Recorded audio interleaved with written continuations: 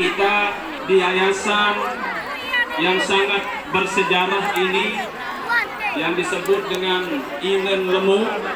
Yai, ini yang disebut dengan Inen Lemu, maksudnya adalah ibunya ilmu, induknya ilmu. Ini hanya penyebutan orang tua dulu. Di tempat kita, walaupun ini jalannya berliku-liku, mohon maaf Yai, okay. Dan pondok pesantren ini yang kita rintis di tempat yang sangat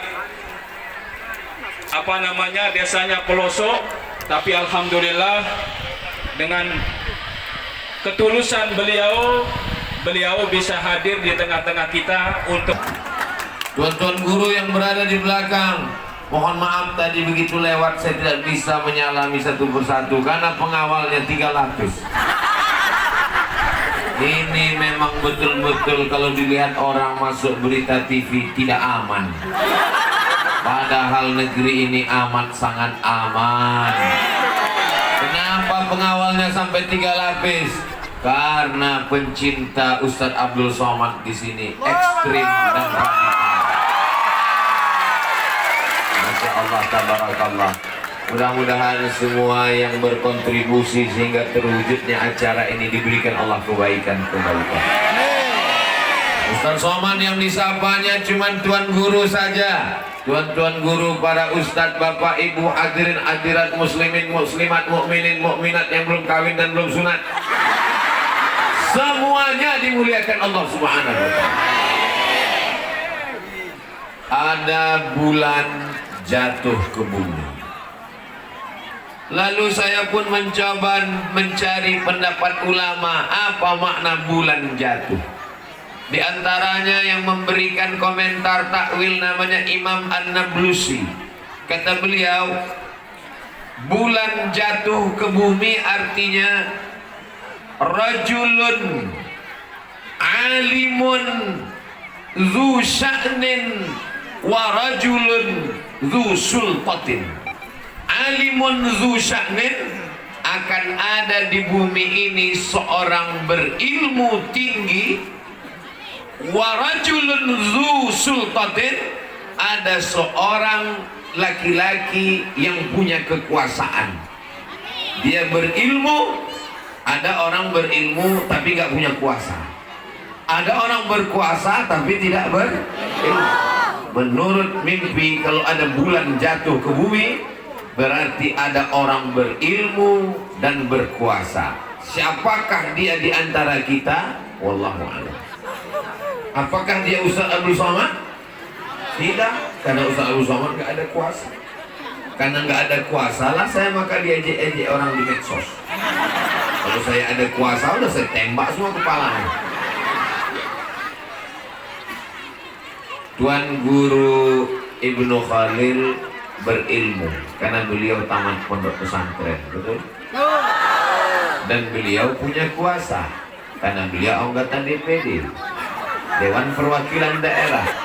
Boleh jadi bulan yang jatuh itu adalah beliau yang hadir. Lama saya renungkan, banyak pejabat tapi tak ada ilmu. Kenapa biar bisa duduk? Karena serangan fajar.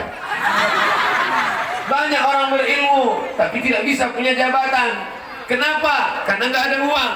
Tapi ini orang punya ilmu, tamat pesantren, tuan guru, dan punya jabatan. Mudah-mudahan ke depan jabatannya bisa lebih tinggi lagi. Sehingga kalau orang soleh punya jabatan, dia akan pakai jabatannya itu untuk menolong agama Allah. Rasa-rasanya seperti kampanye 2024.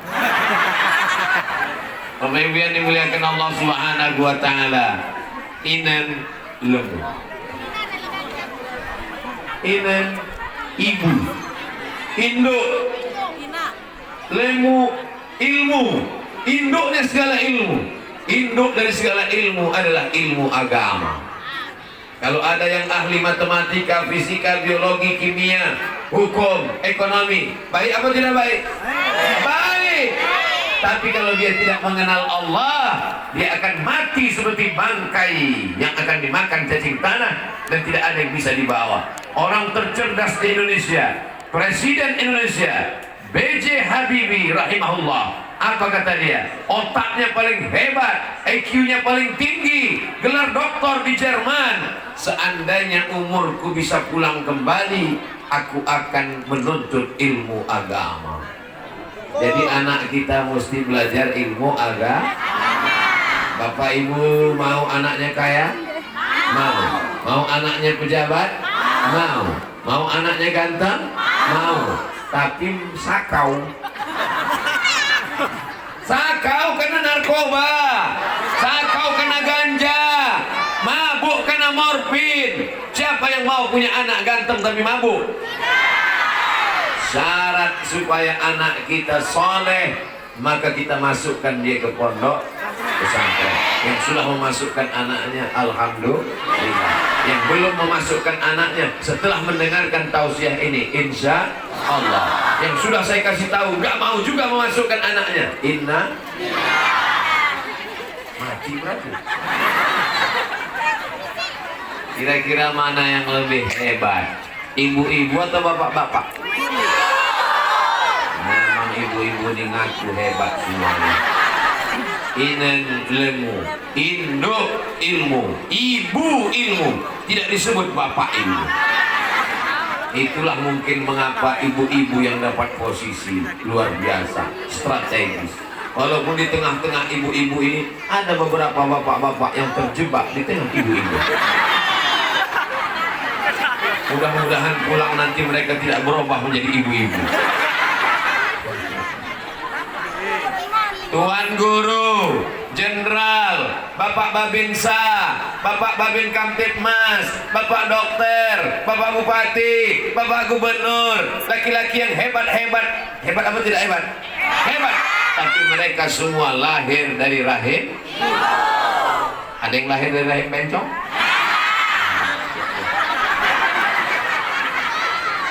Jadi kuncinya hidup ini adalah ibu. Kalau ibunya baik, maka anaknya insya Allah baik. Kenapa laki-laki ini baik? Rela nggak dapat tenda, rela nggak dapat tempat duduk demi seorang ibu. Ada dua kemungkinan. Mereka adalah anak yang berbakti atau para suami yang takut istri. Suami-suami yang takut kepada istri karena menderita, repetnya, ngomongnya, sabar. Kenapa? Karena kalian nanti kalau masuk liang lahat nggak kena azab kubur. Kenapa begitu? Karena waktu malaikat mau mengazab, kata malaikat ini nggak usah kita azab, karena waktu di dunia sudah terlalu azab. Yang dimuliakan Allah Subhanahu wa Ta'ala. Kita ketemu di pinggir jalan, ada seorang anak umur 5 tahun perempuan, rambutnya dicat pirang, kukunya panjang, pakai kutek, lipstiknya tebal, pakai shadow, pakai make up. Kira-kira anak ini siapa yang mendandaninya seperti ini? Ibu. Sekarang kita melihat ada anak kecil umur 5 tahun pakai jilbab panjang, bajunya panjang, sopan, ngidupkan handphone, merekam ustaz ceramah. Siapa yang mengajarinya? Ketika Nabi SAW didatangi seorang sahabat, ya Rasulullah, ya man ahaqqun nas bi husni suhbati, siapa yang paling layak mendapatkan baktiku? Ummuka. Summa man? Ummuka. Summa man? Inan. Ibu, ibu, ibu, ibu. Kenapa ibu dapat 3 kali? Karena ibu yang mengandung, ibu yang menyusukan, ibu yang melahirkan. Bapak kalau mau dapat 3, coba mengandung, coba melahirkan, coba menyusukan. Bagaimana mungkin kami bisa ngandung Pak Ustaz? Pulang dari sini, beli 1 kelapa muda, ikat di perut 9 bulan 10 hari. Bagaimana kami bisa melahirkan Pak Ustaz? Pulang dari sini, beli mangga, telan sama biji-bijinya. Besok pagi, keluarkan. Biar kau tahu rasanya melahirkan. Bagaimana cara kami menyusukan Pak Ustaz? Siapa yang masih punya bayi di rumah, pulang dari sini, ambil anaknya, susukan. Ustaz pernah nyoba? Pernah. Nah, saya bayi, saya kasih. Dia nggak mau. Dia tahu. Ini kok aneh kata dia. Makanya kalau ada orang durhaka kepada ibunya, ada orang minum, ada orang judi, ada orang zina, kenapa hidupnya enak? Bukan berarti Allah lupa azabnya nanti di akhirat.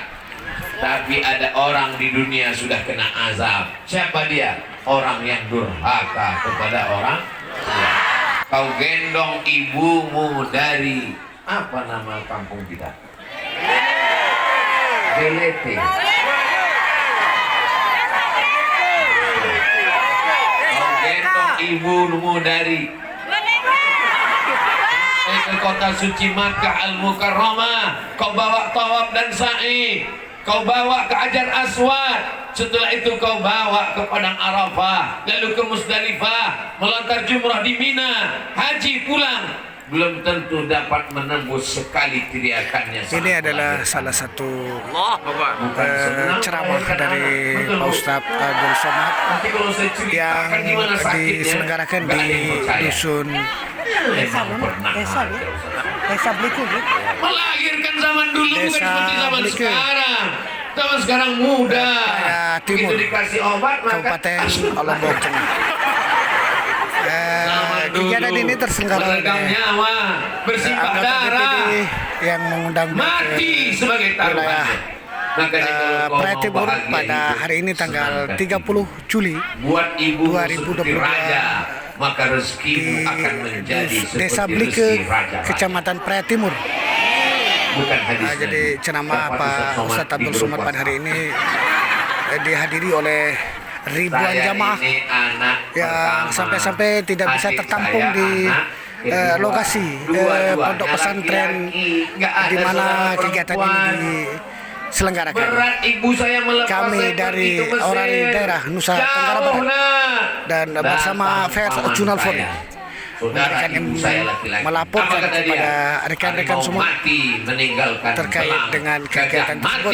Mudah-mudahan kegiatan manusia ini mati meninggalkan nama saya baik pribadi atau nama buruk. dan Anakmu untuk ini kalau kau rekan-rekan lepas di pergi, mana saja dia yang akan bisa pulang meninggalkan nama baik. membuka Tapi kalau kau atau tinggal bersamanya, memantau dia jadi kegiatan anak ini manja, dia akan meninggalkan nama tak baik. selenggarakan. Pintu hati ibu Terima saya. kasih. Saya pun pergi Kami ke Mesir dari Delta bersama Operator Ustaz Yankee Dr. Delta Zaki Nanggolok di Abdillah Masera dari Lombok, sahabat saya sebagai yang hari ini operator membawa saya. pada hari ini.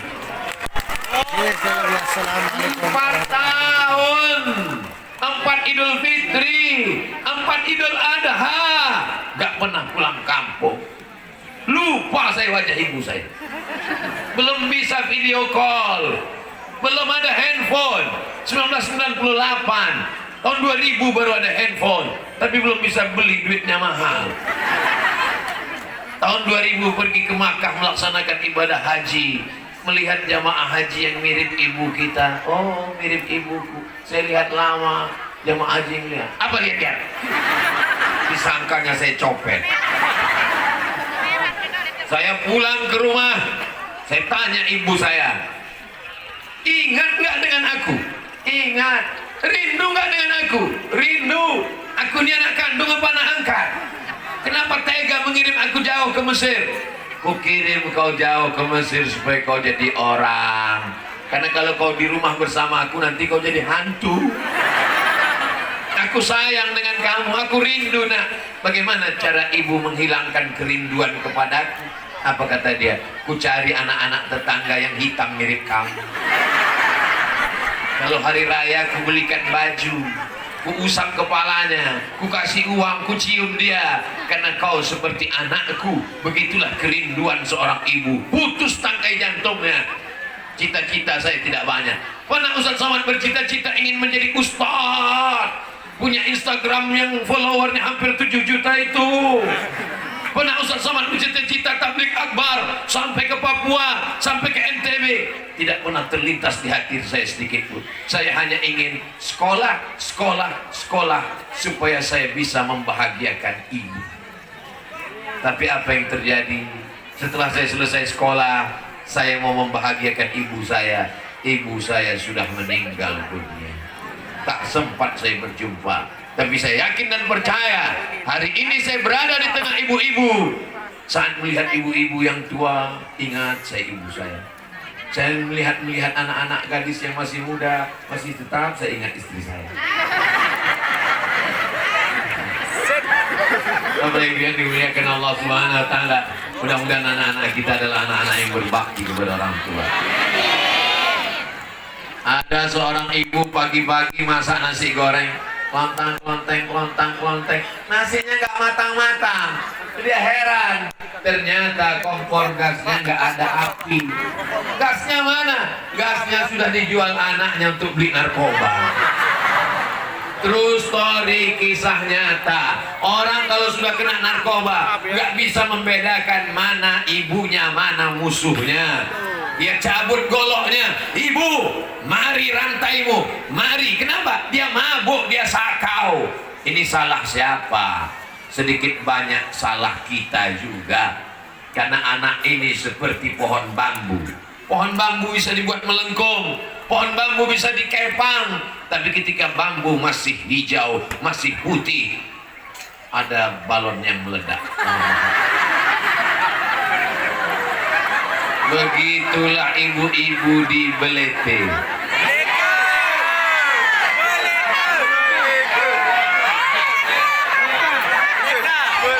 Itulah ibu-ibu di Beleka. Bagaimana mereka? Anaknya masih kecil, kalau ditinggal di rumah nangis, mau dibawa ke pengajian nanti takut ganggu pengajian. Akhirnya ibu-ibu cerdas, dibelikan balon. Anaknya pun diam. Malang tak dapat ditolak, untung tak dapat diraih. Suara ustadz menggelegar, balon pun pecah. Belikan balon yang baru. Abang-abang, saya sudah iklankan balon Anda. Jangan lupa 2,5%.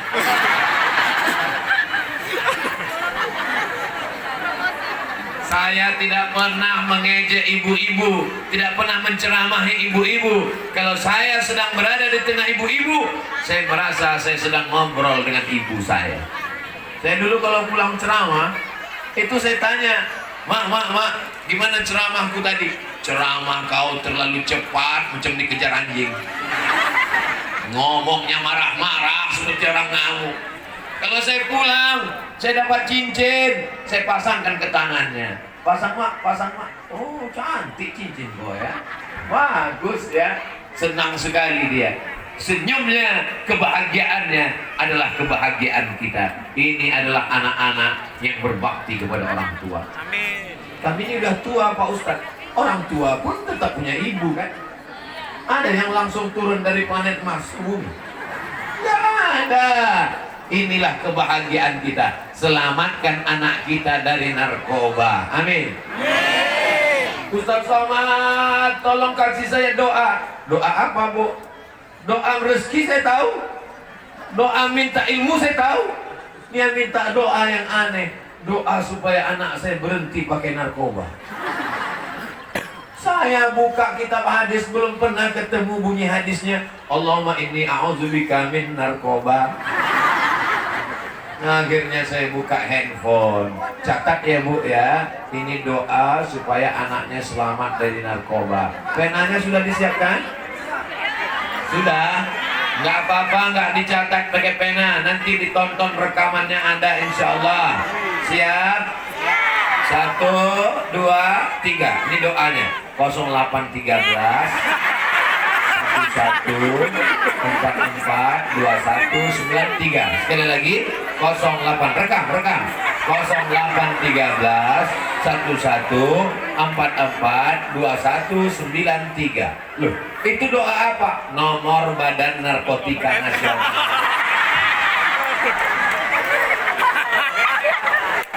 Jangan malu punya anak pecandu narkoba.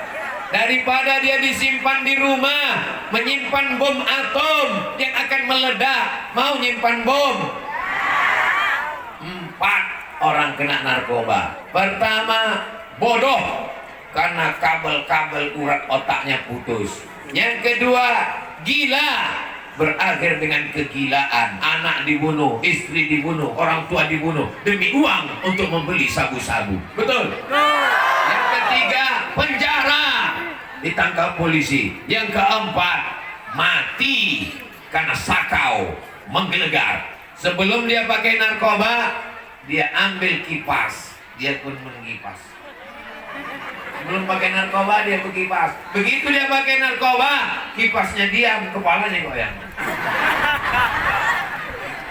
Saya cuma mau ngasih tahu rambut saya belum berubah.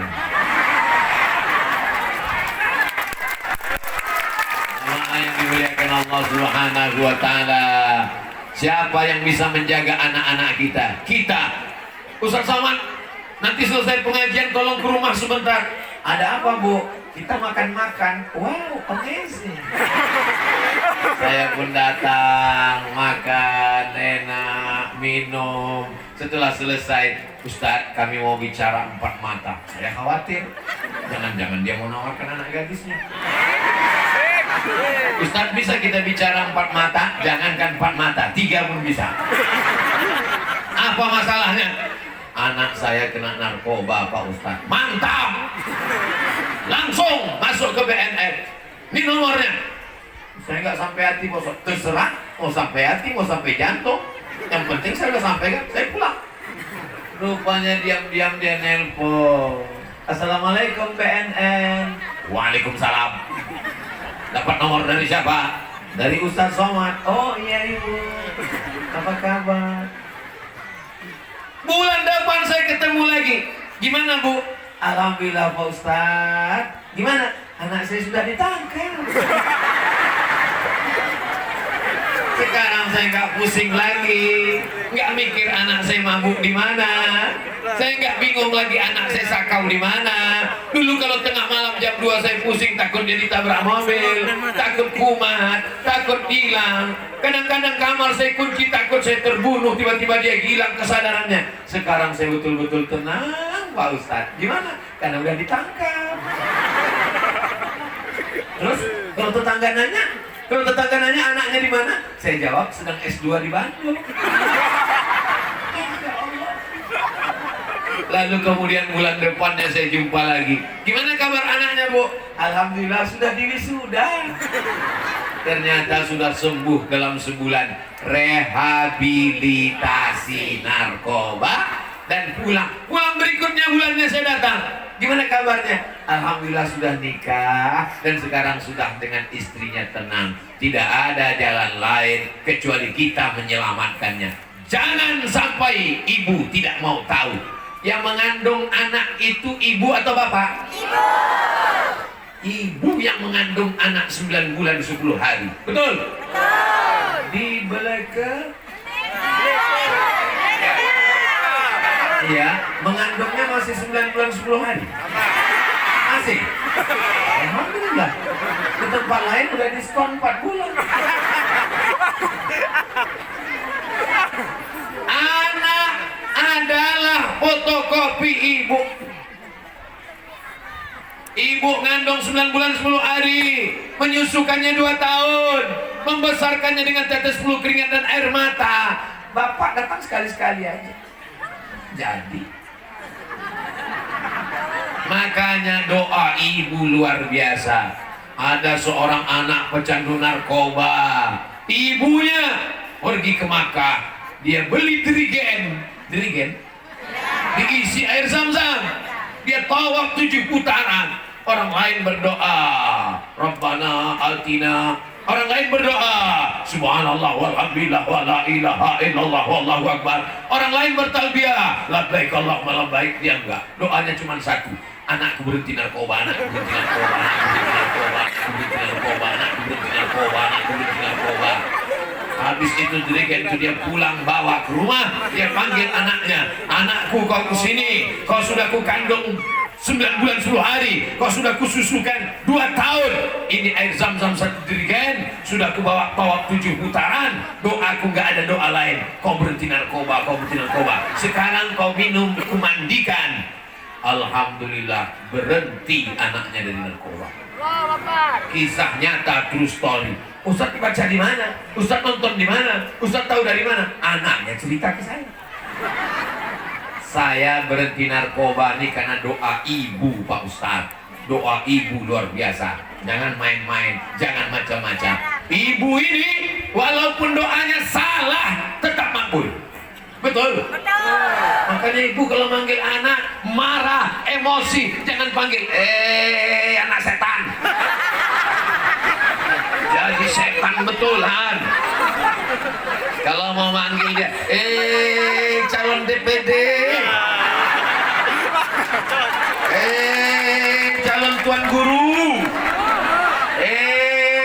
calon Ustadz Somad. Jangan. Jadi Ustadz Somad ini berat, biar aku aja. Ada seorang laki-laki namanya Juraij. Siapa namanya? Juraij. Juraij tidak kerja, dia hanya beribadah kepada Allah, dia hanya berzikir, berdoa, dia hanya sholat pagi, petang, siang dan malam. Suatu ketika ibunya lewat di tempat dia beribadah. Ya Juraij, dia diam. Allah. Ya Juraij.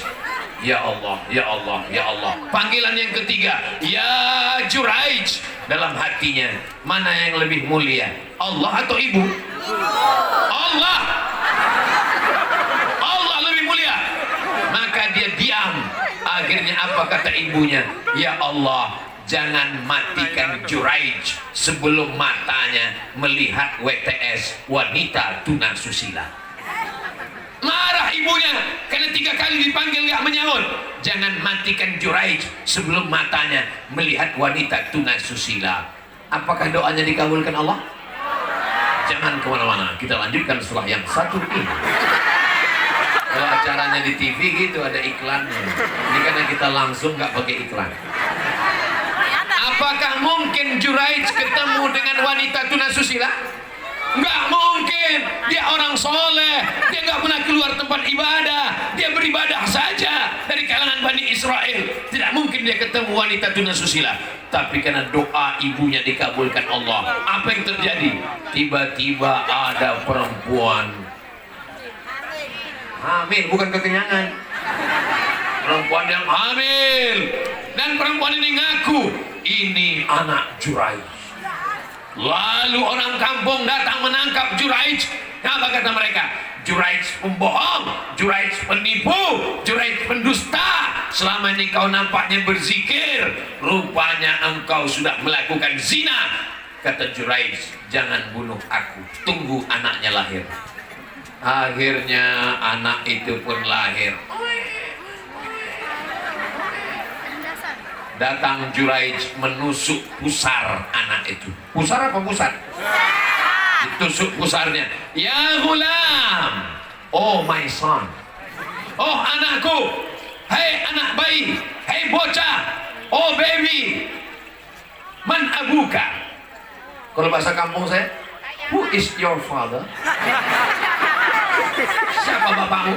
Hei anak kecil, gara-gara kau aku difitnah. Sekarang kutanya kepada kau, siapa bapakmu? Mukjizat datang, karamah diturunkan Allah. Anak kecil ini menjawab, Ra'il ghanam, bapakku adalah pengembala kambing.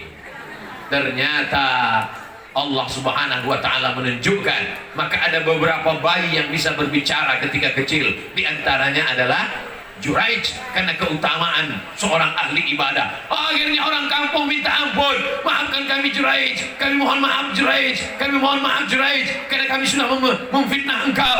Mereka membangunkan tempat ibadah Juraij dari emas. Kata Juraij, jangan bangunkan tempat ibadahku dari emas, bangunkan dari tanah liat. Sesungguhnya ini hanya cara Allah ingin menunjukkan doanya bahwa mata Juraij pernah melihat wanita tunasusila. Pertanyaannya, pernahkah mata Juraij melihat wanita tunasusila?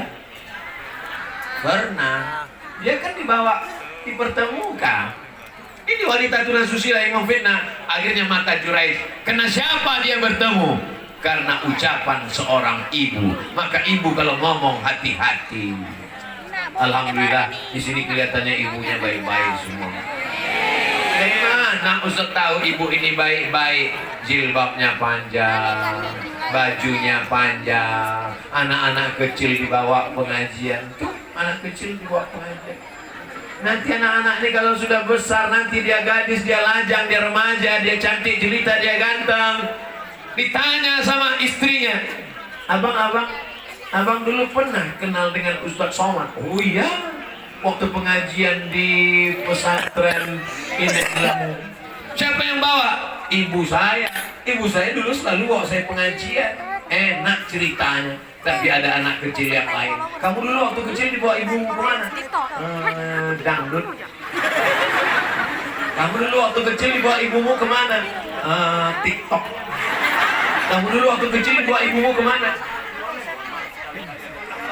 Oh, Masya Allah. Saya sudah ngomong tadi jam 2 kurang 15. Sekarang sudah jam 2 lewat 15. Berarti memang sudah 30 menit ke sana. Sekarang waktunya pindah 30 menit.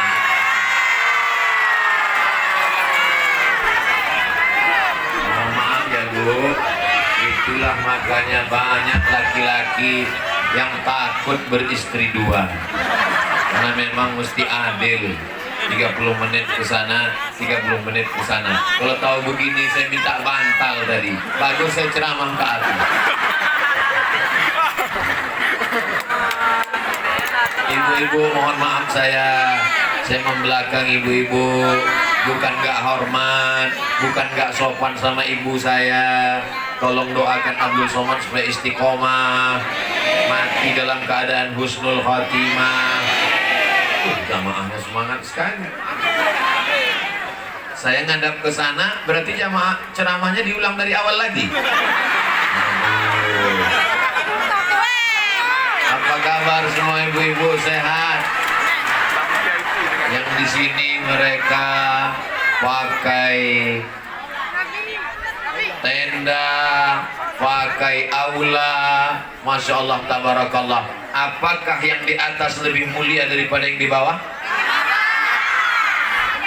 Boleh jadi yang di bawah yang tidak dapat tenda, yang kepanasan lebih dulu masuk surga. Begitu cara menyenangkan hati orang yang kepanasan.